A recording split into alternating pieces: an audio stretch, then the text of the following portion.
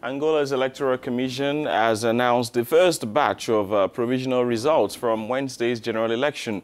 The results shows a strong lead for the governing MPLA party with a 64% share of the vote compared to the main opposition Unita's 24%. A smaller opposition group, Casa-Ce, had 8%. Voting is still ongoing in 3 provinces because of problems with the delivery of voting materials. However, leader of Angola's main opposition Unita party has disputed the first set of results announced live on television by the Election Commission. Unita disputed the claim, saying its tally showed a narrow race with only a 7% gap. Angola's ruling MPLA won this week's election. A poll official announced Thursday with party candidate Juan Lorenzo now set to succeed President José Eduardo dos Santos, who has ruled for 38 years.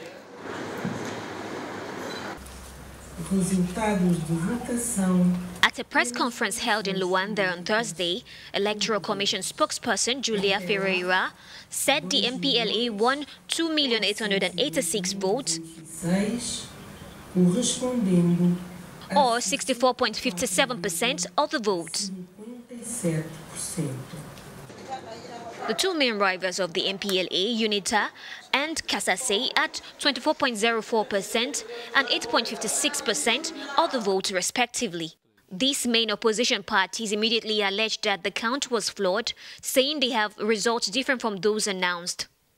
Members of the opposition had earlier complained they were deprived of media access and that voters in opposition strongholds were forced to cast their ballots at polling stations far from their homes. Dos Santos' long reign saw the end of Angola's bloody civil war between 1975 and 2002 and a post-conflict investment boom as the country exploited its oil reserves. And throughout the campaign period, opposition parties attributed Angola's economic crisis to the ruling party and denounced the corruption of its leaders. After 10 years of oil boom, Angola has undergone a serious crisis for 3 years due to the global fall of oil prices, which is its main source of income. João Lorenzo promised during his campaign an economic miracle. He also assured that he would fight against corruption.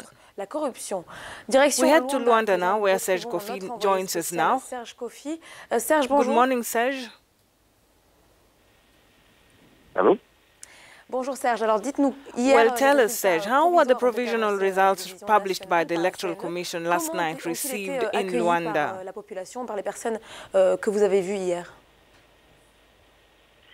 Dans le calme, vraiment dans le calme absolu. In calm, really in absolute calm. The results were nevertheless transmitted through radio and they were live on the Angolan televisions. But the announcement of the results announcing the victory of the MPLA party as read by Julia Ferreira, the spokesperson of the Electoral Commission, did not provoke jubilation. We went to the headquarters of the MPLA party in the Angolan capital and there also the atmosphere was normal, so no supporters came out to celebrate this victory. Perhaps it is because these are provisional results, but there have been no special reactions. And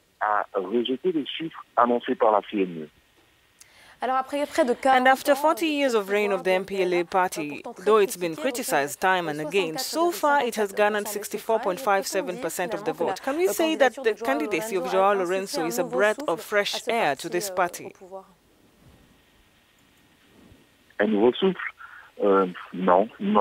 A new breath? No, I would say that the MPLA is a party that has dominated the political scene for nearly 4 decades.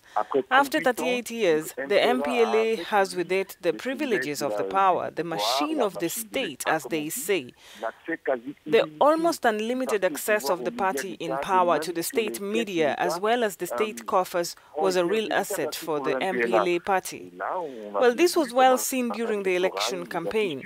The posters of the MPLA party dominated the urban space. So faced with this unfair competition, we could only have this result. It is for this reason that several observers have judged this election won in advance by the MPLA party.